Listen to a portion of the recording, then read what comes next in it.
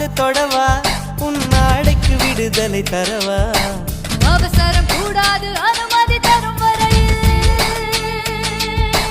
பொதுவா நான் சொன்னா நீ சொன்னபடி கேட்கும் காது இது போன்ற விஷயத்தில் உன் பேச்சு உதவாது